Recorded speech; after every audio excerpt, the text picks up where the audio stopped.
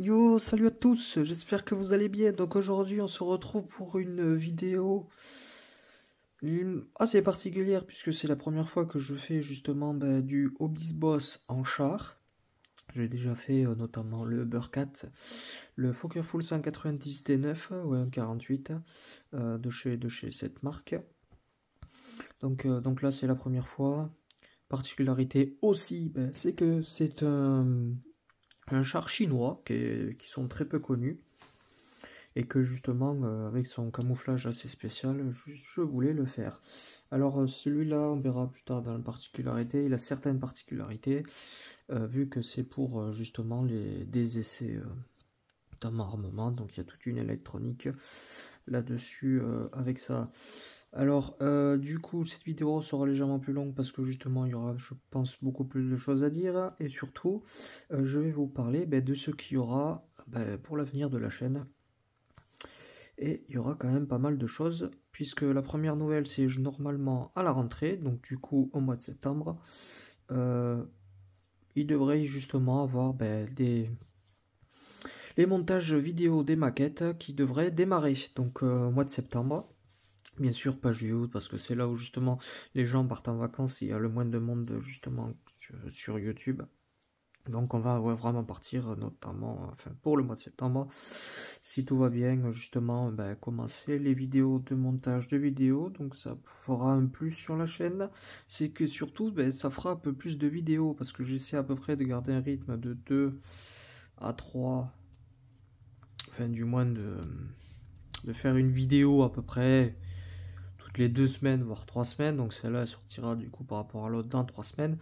C'est juste parce que j'ai pas fait trop d'achats ces derniers temps pendant quelques temps et que j'essaie quand même d'étaler un minimum pour qu'il n'y ait pas trop de temps.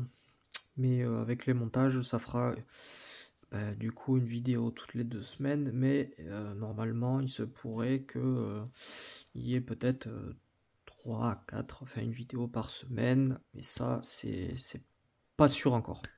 Mais au moins c'est sur ça. On continuera bien sûr des vidéos, enfin, que ce soit sur les chars et sur les avions. Bateau peut-être un jour, je sais pas exclu qu'il y ait un unboxing sur un bateau, peut-être un montage bateau, ce sera un peu plus délicat parce que pour là c'est pas la même chose. Parce qu'il faut savoir que dans la maquette, il y a différentes particularités. Quand on monte un montage quand on monte un char, ce n'est pas la même que quand on monte un avion. Il n'y a pas les, enfin, pour le monde, mais il y a quand même pas mal de particularités qui font que c'est quand même dans un sens des univers très différents.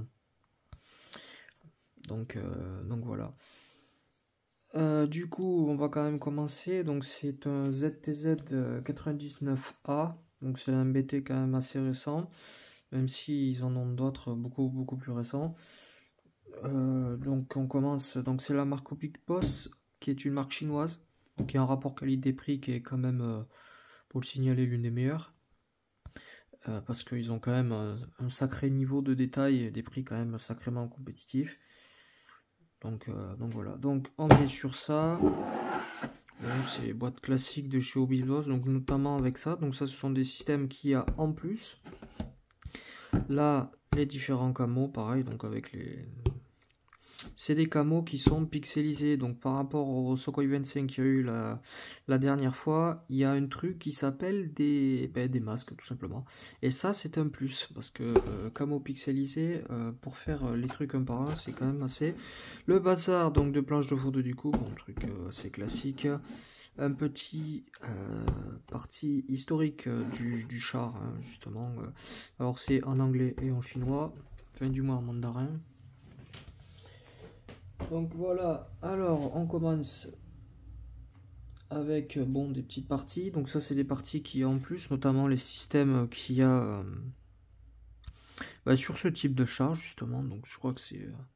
ouais, donc là c'est tout le système expérimental. Voilà. Alors c'est une maquette qui a quand même pas mal de pièces. Donc là c'est pour... la mitrailleuse, alors je sais pas si c'est comme si les Russes, c'est peut-être de la 14.5 ou sinon si c'est de la 12.7. Bon, qui est quand même relativement bien faite, hein, quand même. c'est une marque qui met quand même pas mal de détails. Bon, comme vous le verrez, niveau partie transparente, il n'y en a pas tant que ça. La caisse, qui est mine de rien assez imposante, hein, faut quand même le souligner. Moulé d'un seul bloc, hein. Qui est très bien moulé pour le coup. Ils font quand même du bon boulot. Il y a quand même du niveau. Donc voilà.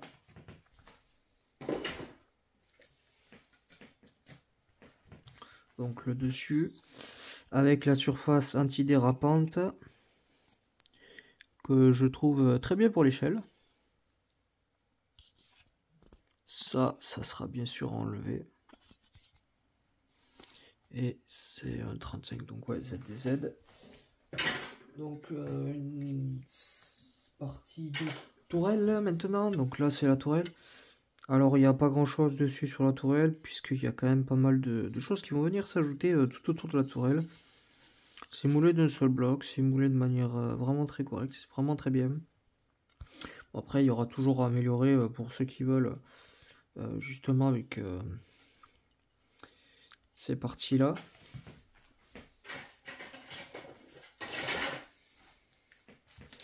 La planche de photo découpe qui est petite. Là les grilles. Je préfère vraiment les grilles comme ça en photo découpe plutôt que soit en plastique soit en genre de tissu, je sais pas trop quoi. Voilà.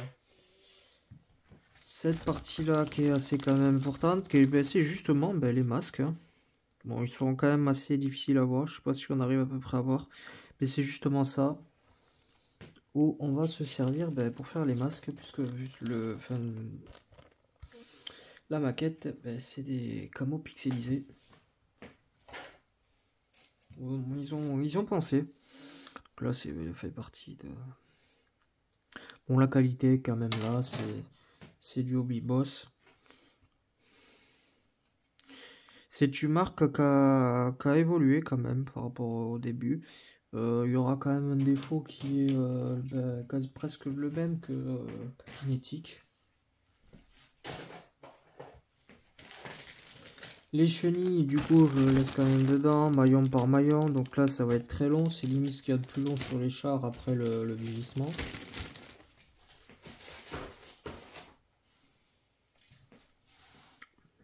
Les galets sont relativement bien faits. Bon, il y aura toujours à améliorer. Ah, pareil.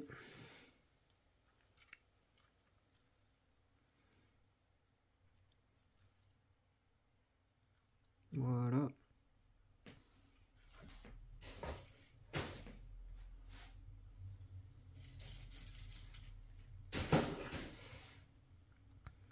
Là c'est parti. Ça bien sûr à enlever. Oh, il y a quasiment rien à dire sur la qualité. La qualité elle est là. Donc là pareil, bon, le dessous de la tourelle, enfin le dessous. Et là c'est justement les parties en blindage réactif. Alors on a très peu de choses quand même sur le blindage réactif chinois, vu que c'est quand même assez secret. Là peut-être légèrement trop par rapport à la caisse, légèrement trop appuyé, trop marqué. Mais sinon c'est vraiment très bien. On continue avec le canon et partie encore frontale. Pareil. On voit quand même que l'architecture des chars chinois ressemble quand même fortement aux chars russes, notamment sur la caisse avec à peu près des dispositions à peu près égales aux chars russes. On sait un bon canon qui est en deux parties. Pourquoi pas l'avoir en une seule pour l'avenir, hein, justement. Là, pareil, bon là, d'habitude, c'est avec du vinyle dégueulasse, là, ça passe. Donc là, ça passe. Même si, effectivement, des fois, c'est mieux. peut-être le seul point négatif, c'est à ce niveau-là, au niveau du mantelet. Là, pareil, bon, on continue. Bon, voilà. Ensuite, les décalcos. Bon, c'est des décalcos classiques.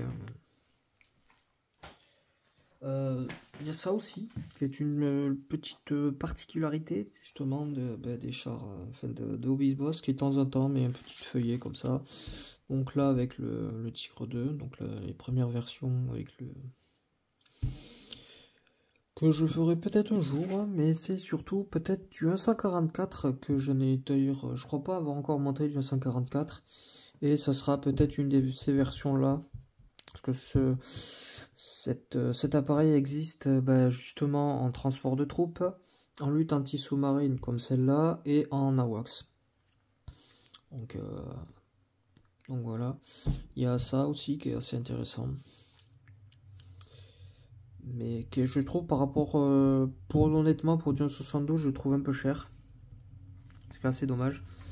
Mais c'est comme ça. Donc là, c'est pour juin 2022. Bon, on est en 2023. Mais je trouve ça toujours bien de mettre des petits trucs avec, pareil, les QR codes si vous voulez y aller sur les sites. Pour justement avoir quand même des nouveautés, se tenir au courant. Donc, on va attaquer avec justement la notice de montage. Donc, c'est une notice de montage assez classique hein, avec les différentes opérations à faire justement avant de commencer la maquette. Donc, qui est écrit en chinois et en anglais. Donc là, les différentes pièces, les différentes grappes. Donc, on attaque les galets, donc tout ce qui est caisse. C'est relativement classique pour donc on va quand même passer assez vite. Là pareil, photo découpe assez importante parce que ça apporte vraiment un plus d'avoir de la photo découpe. Bon pareil, maillon par maillon. On continue avec la caisse, avec l'ajout notamment de la protection, enfin des plaques. Les phares qui sont assez bien reproduits quand même. Ensuite on ferme la caisse. On attaque d'autres parties. Voilà. Et là, on attaque du coup la tourelle. Donc, il faudra faire bien attention vu qu'il y a deux versions. Les deux versions sont quand même assez différentes. Là, c'est de manière quand même assez classique. Là, pareil, avec les lance-pots fumigènes. Cette partie de rangement. Voilà, donc option, première option. Si on veut mettre ça comme ça. Là, pareil aussi, encore une option. Ensuite, le canon, la mitrailleuse. Et la petite particularité, c'est qu'une fois qu'on a fini ça, il y a le programme 1 donc, qui est ici. Donc avec justement les ajouts et le programme 2 avec tout le bazar qu'il y a. Donc c'est des équipements qui sont faits justement pour recueillir les données sur le char, sur tout ce qui est déplacement du char, sur tout ce qui est électronique, visée de tir et tout ça. Donc c'est pour l'exercice. Pareil, donc je pense justement faire cette version là. Voilà, donc pareil avec le fil n'y est pas présent. On a quand même un gabarit.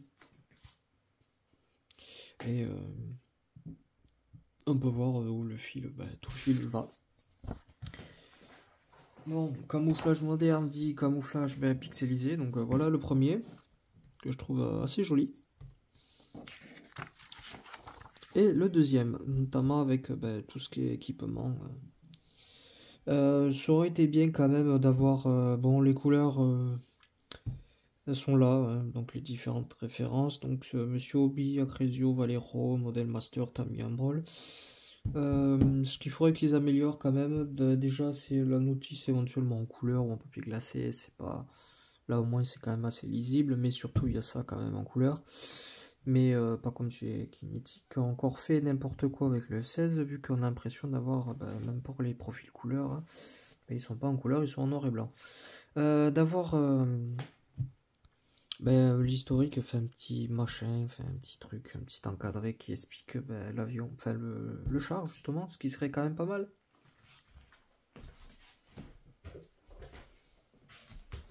Ce qui serait quand même pas mal. Bon, après, c'est vite mis. Ben non, c'est pas mis. Donc, il faut se renseigner en fait. Et il y a peu de choses quand même sur les chars chinois en général. Donc, il faut faire avec. Il faut faire avec. Donc, du coup, le petit rappel, du coup, mois de septembre, si tout va bien, normalement, démarrage des vidéos de montage, ce qui apportera un plus à la chaîne. Prochaine vidéo dans 2-3 semaines, normalement, peut-être même plus tôt, vu qu'il va y avoir une certaine particularité, vu qu'il se peut que je parle justement de l'avenir de la maquette. Et c'est un avenir quand même assez pas mal. Je pense qu'il y aura pas mal d'innovations, notamment certaines innovations techniques, grâce à l'imprimante 3D. Mais je pense que ça fera une vidéo d'à peu près un peu moins de 10 minutes. Avec justement du coup de produits en plus. Pour justement illustrer les propos. Et puis voilà. Ce sera une vidéo un peu hors série. Donc ça sera pas un vlog ou quoi. Donc voilà. Parce que je pense que c'est vraiment très important d'en parler. Parce que justement, c'est ce qui va faire l'avenir de la maquette. Et beaucoup plus tôt qu'on ne le pense. Notamment Edouard, ce que fait Edouard. C'est vachement intéressant. Donc je vous en parlerai plus en détail dans la prochaine vidéo. Normalement. Donc voilà. Donc si ça vous a plu, pensez à vous abonner. C'est extrêmement important. À lâcher le petit pouce bleu. À partager. Et puis moi je vous dis à plus pour de nouvelles aventures.